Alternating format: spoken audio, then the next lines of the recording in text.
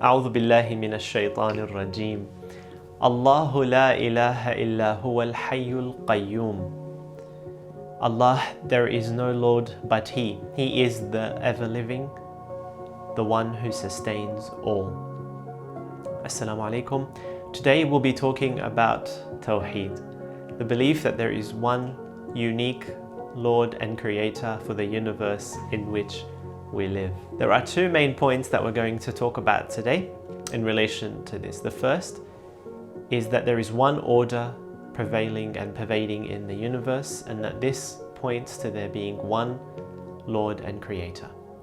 And the second is that God is infinite. So the two words that we want to remember from today's video are one order in the universe, and the second is that God is infinite.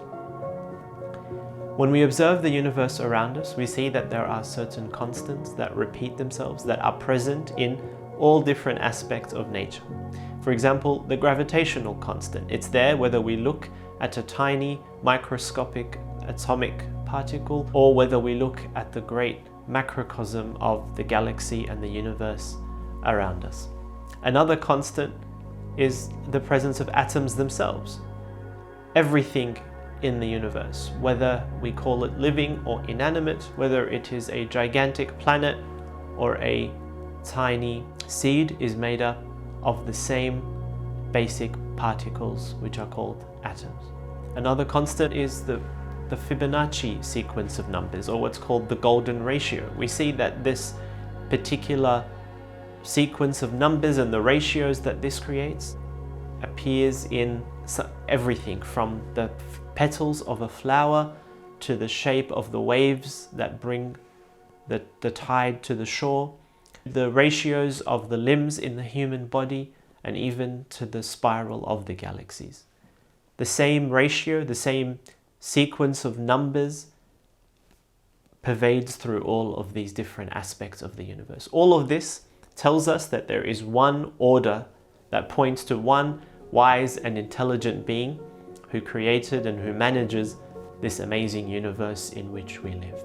So the first word to remember is one order, one pervading order in the universe. And whenever we look at the waves at the beach, or when we look at the petals of a flower and the way that they're arranged, let us remember that there is one order pointing to one wise and intelligent being.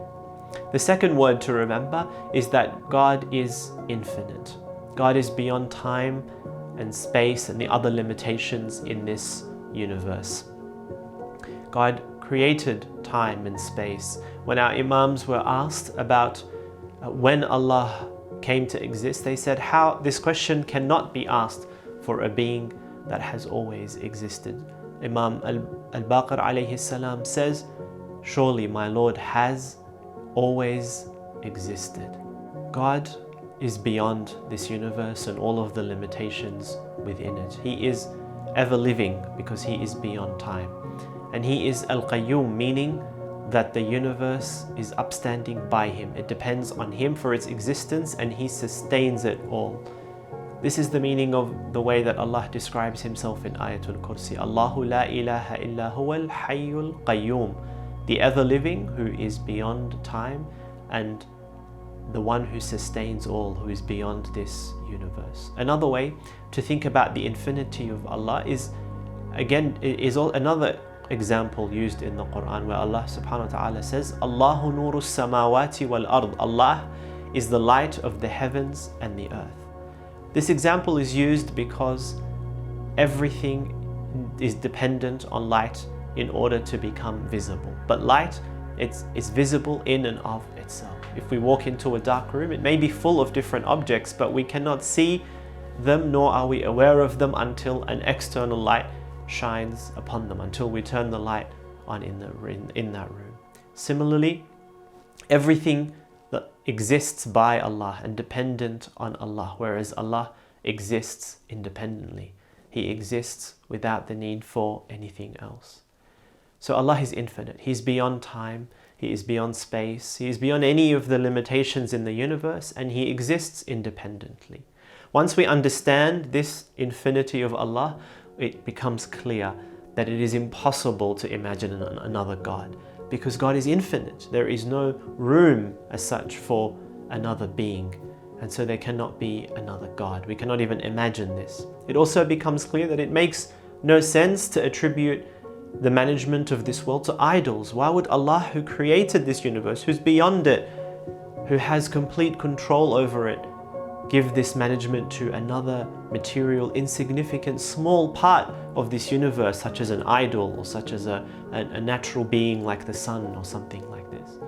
We also come to understand that the belief in Trinity it makes no sense, because an infinite being cannot be divided, and so the belief that Allah can be divided into three parts makes no sense once we understand the true definition of the infinity of Allah subhanahu wa ta'ala. So the second concept to remember from this lesson is that Allah is infinite.